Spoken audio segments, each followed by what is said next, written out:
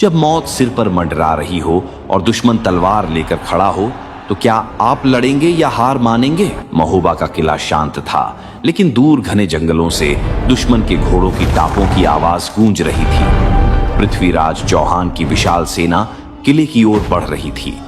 उनके हजारों घुड़सवार, पैदल सैनिक और युद्ध के लिए तैयार हाथी सभी महोबा को घेरने की तैयारी कर चुके थे। किले के अंदर आल्हा और ऊदल अपने योद्धाओं को संबोधित कर रहे थे। पृथ्वीराज चौहान ने अपनी शक्ति बढ़ाने और उत्तर भारत पर अपना वर्चस्व कायम करने के लिए महोबा को निशाना बनाया। महोबा बुंदेलखंड क्षेत्र का सबसे समृद्ध और मजबूत राज्य था। चंदेल शासक राजा परमाल पृथ्वीराज के लिए एक चुनौती थे। पृथ्वीराज ने अपने दूत के माध्यम से राजा परमाल को संधि का प्रस्ताव भेजा, जिसमें महोबा को दिल्ली साम्राज्य का हिस्सा बनाने की शर्त रखी गई थी। राजा परमाल ने इस प्रस्ताव को अस्वीकार कर दिया। यह पृथ्वीराज के लिए एक अपमान था और उन्होंने महोबा पर आक्रमण करने की घोषणा कर दी। जब पृथ्वीराज के आक्रमण की खबर महोबा पहुंची तो दरबार में चिंता का माहौल छा गया।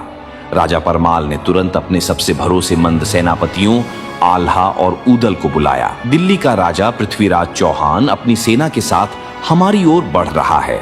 राजा परमाल ने कहा, यह युद्ध आसान नहीं होगा। हमें अपनी पूरी ताकत और रणनीति के साथ इसका सामना करना होगा। आल्हा ने शांत स्वर में कहा, महाराज, जब तक हम जीवित हैं, महोबा पर कोई आंच नहीं आएगी। पृथ्वीराज को हराने के लिए हम अपनी आखिरी सांस तक लड़ेंगे। ऊदल ने जोश से कहा, दिल्ली की सेना चाहे कितनी भी बड़ी क्यों न हो, हमारी तलवारें उन्हें रोक देंगी।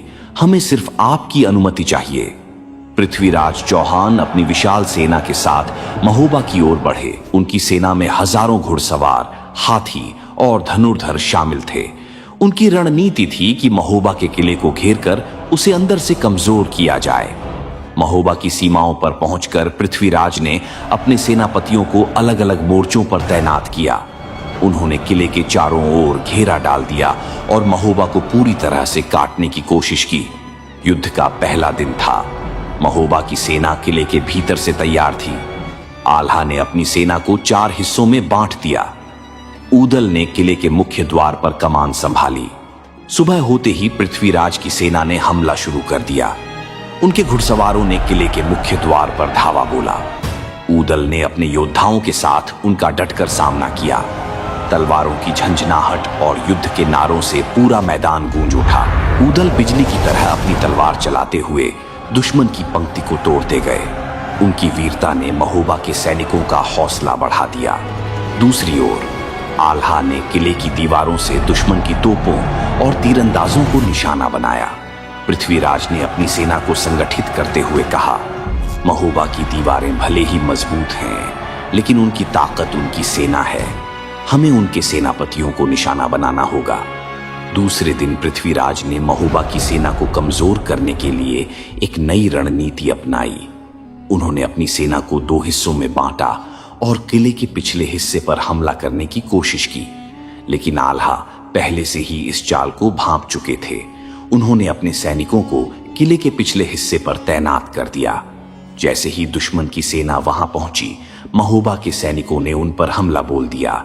ऊदल ने इस दिन भी अपने शौर्य का परिचय दिया। उन्होंने पृथ्वीराज की सेना के कई प्रमुख योद्धाओं को परास्त किया, लेकिन इस दौरान उन्हें एक तीर लगा, जिससे वे घायल हो गए। तीसरे दिन युद्ध अपने चरम पर था। पृथ्वीराज ने अपनी पूरी ताकत के साथ महोबा पर हमला किया। ऊदल, जो पहले ही घायल थे, ने युद्ध में जाने की जिद की। महोबा की रक्षा मेरी जिम्मेदारी है, उन्होंने कहा। मुझे कोई रोक नहीं सकता।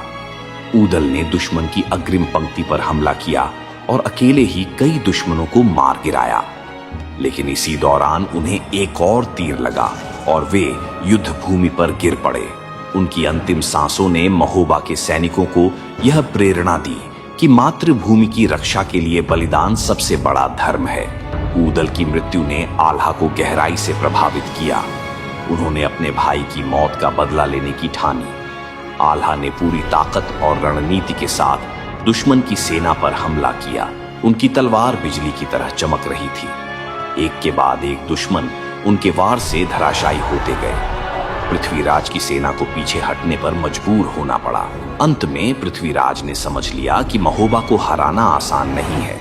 उन्होंने युद्ध विराम का प्रस्ताव रखा और अपनी सेना को वापस बुला लिया। युद्ध के बाद महोबा विजयी रहा, लेकिन ऊदलकी ने पूरे राज्य को शोक में डाल दिया। उनके बलिदान को याद करते हुए आल्हा ने कहा, तुमने अपना जीवन देकर महोबा की रक्षा की, तुम हमेशा हमारे दिलों में जिंदा रहोगे। ऊदल की मृत्यु के बाद आल्हा ने युद्ध से मोह त्याग दिया। उन्होंने गुरु गोरखनाथ के शरण में जाकर वैराग्य धारण कर लिया और शेष जीवन तपस्या में बिताया।